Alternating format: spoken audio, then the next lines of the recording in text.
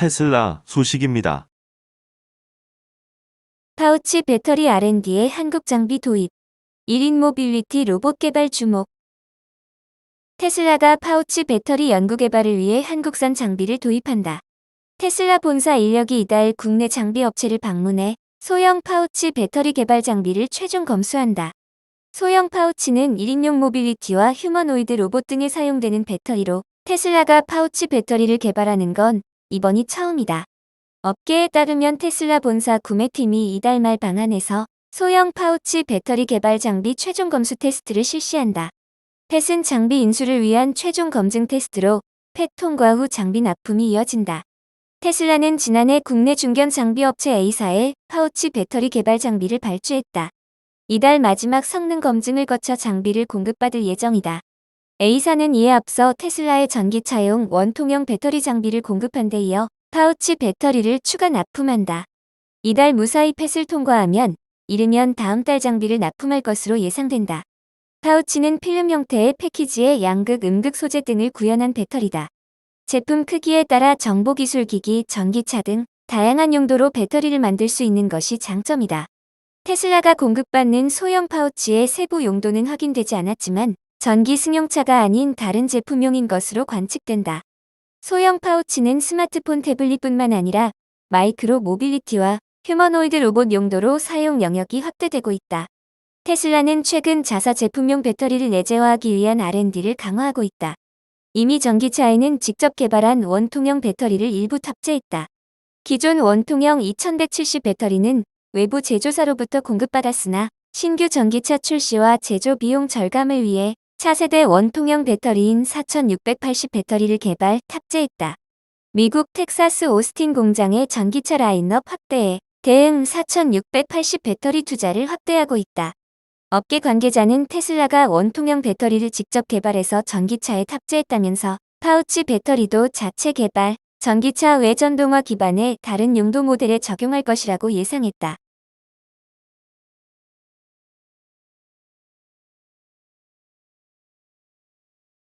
애플 소식입니다. 아이폰 통해 연 4.15% 저축 상품 출시. 애플이 17일 연 4.15%의 금리를 제공하는 저축 상품을 출시했다.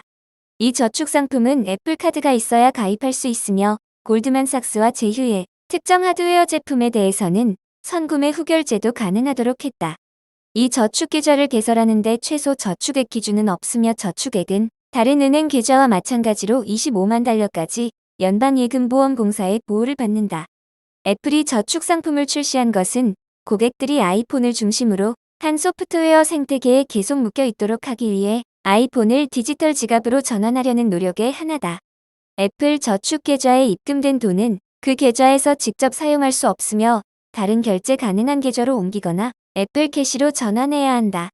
뱅크레이트에 따르면 애플이 제공하는 연 4.15%의 금리는 미국의 표준 저축계좌 금리보다 높은 것이다. 몇몇 온라인 은행들이 연 5%의 금리를 제공하기도 하지만 인기 있는 엘리뱅크나 골드만삭스의 마커스는 금리가 각각 연 3.75%와 3.9%이다. 월스트리트 저널에 따르면 컬럼비아 대학의 금융 담당 조교수인 이밍만은 실리콘밸리 은행 붕괴 이후 은행 산업의 안정성에 대한 우려가 제기된 가운데 브랜드 인지도가 높은 애플의 고금리 저축 상품은 매력적인 선택이 될 수 있다고 지적했다. 그는 여기에서 특별한 것은 애플은 애플이라는 것이라며 모든 사람들이 애플이 뭔지 알며 많은 사람들이 이미 애플카드를 가지고 있다고 지적했다. 마이크로소프트 소식입니다. 빙 AI 탑재 키보드 앱 정식 출시. 마이크로소프트가 모바일 키보드 스위프트 키의 안드로이드 버전에 이어 iOS에도 빙 AI 챗봇 기능을 추가했다.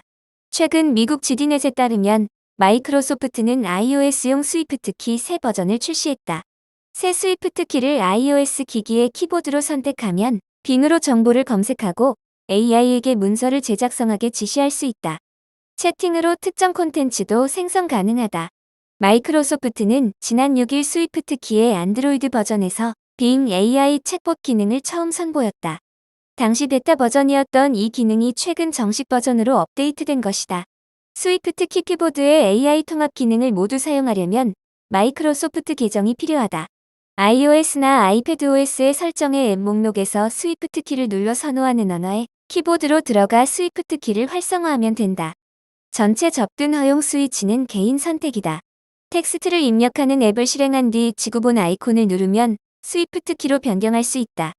빙 아이콘을 눌러 AI 챗봇 기능을 쓰면 된다. 정보를 검색하려면 빙 AI 도구 모음에서 검색 아이콘을 누른다. 검색 영역의 단어나 용어를 입력하거나 말한다. 검색 필드 옆에 오른쪽 화살표를 눌러 결과를 생성하고 각 결과를 스와이프하고 접근하려는 결과를 탭할 수 있다.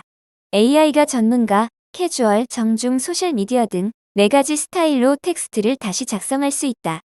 다른 응답을 스와이프하고 사용하려는 응답에 대해 수락을 누른다. AI 챗봇 기능은 채팅 메뉴를 누르면 된다. 키보드에서 스위프트 키 앱으로 전환된다.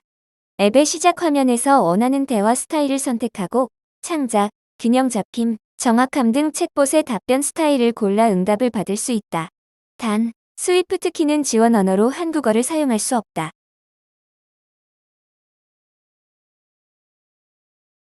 아마존 소식입니다. 미 총알 배송 인기 시들. 미국에서 고객에게 상품을 빨리 전달하기 위한 총알 배송의 인기가 하락하고 있다고 월스트리트 저널이 보도했다. 최첨단 기술을 총망라한 물류센터 자동화 속에 배송 경쟁은 날로 치열해지고 있다. 그러나 최근 미국에서 당일이나 이길 배달이 아닌 도착일까지 느긋하게 기다리는 고객이 늘고 있어 주목된다.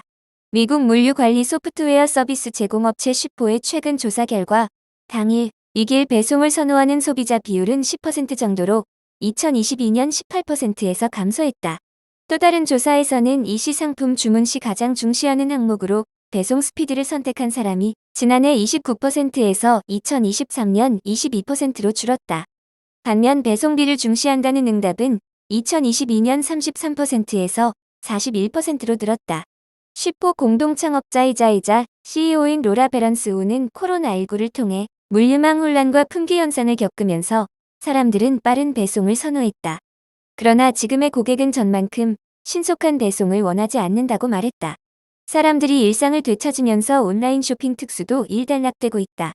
미국에서 2020년 2분기 전체 소매 매출액에서 차지하는 이시 매출액은 16.4%로 전 분기의 11.9%에서 급증했다.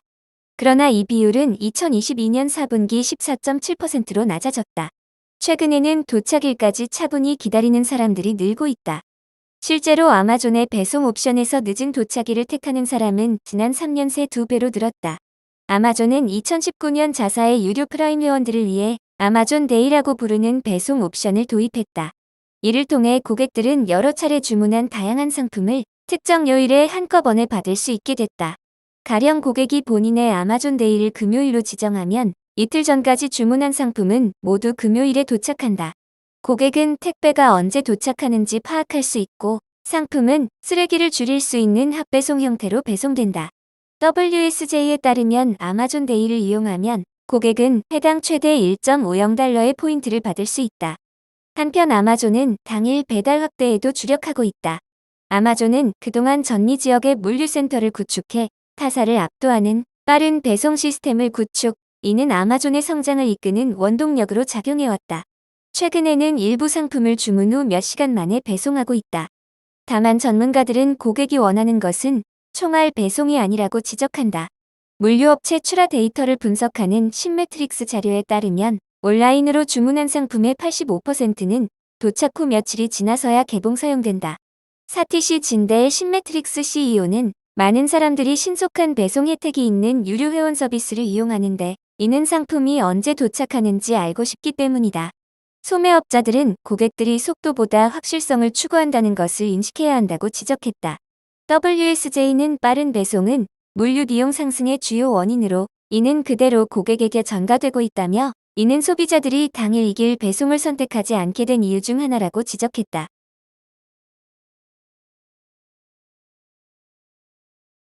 구글 소식입니다. 삼성의 검색 엔진 교체 고려에 패닉. 최근 삼성전자가 자체 생산 스마트폰에 마이크로소프트의 빈을 기본 검색 엔진으로 채택하려는 움직임을 보이자 구글이 충격을 받고 검색 엔진을 전면 교체하는 계획을 서둘러 추진하고 있다고 뉴욕타임스가 16일 보도했다. 구글은 삼성전자의 검색 엔진 교체 움직임을 25년 기업 역사상 최대 위협으로 보고 있다고 NYT는 전했다. 구글은 지난해 검색을 통해 약 1,620억 달러의 매출을 기록했는데 모바일 부문의 핵심 동맹인 삼성전자를 놓칠 경우 사업 기반이 흔들릴 수 있기 때문이다. 그간 삼성전자는 자사 스마트폰의 기본 검색 앱으로 구글을 이용해왔다. 이를 위해 삼성이 구글에 지급하는 금액은 매년 약 30억 달러에 달하는 것으로 알려졌다. 구글은 애플과도 비슷한 계약으로 200억 달러 매출을 올리고 있는데 애플과의 계약도 위태로운 상황이라고 NYT는 지적했다. 글로벌 시장 조사 업체 스택카운터에 따르면 현재 전 세계 검색 엔진 시장에서 구글은 점유율 93.17%로 압도적 1위다.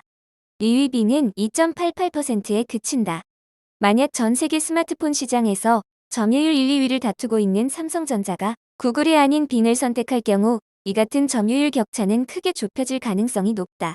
NYT는 수십억 명의 사람들이 매일 구글의 길찾기 기능을 이용해 레스토랑을 찾아가고 의료 정보를 검색하는 현실 속에서 스마트폰 기본 검색 엔진의 교체는 평범한 사람들의 삶에 상당한 영향을 미칠 수 있으며 이는 최근까지도 상상조차 하지 못한 일이었다고 지적했다. 구글은 이에 대응하려고 인공지능 기반 검색 엔진 개발을 위한 마기 프로젝트에 속도를 내고 있다. 새 검색 엔진은 기존 검색 결과와 AI 답변을 합쳐서 보여줄 예정이다. 이미 B는 이 같은 형태의 검색 기능을 제공하고 있다. 현재 구글의 디자이너, 엔지니어, 경영진은 최신 검색 엔진을 테스트하고 수정하는 데 몰두하고 있는 것으로 전해졌다.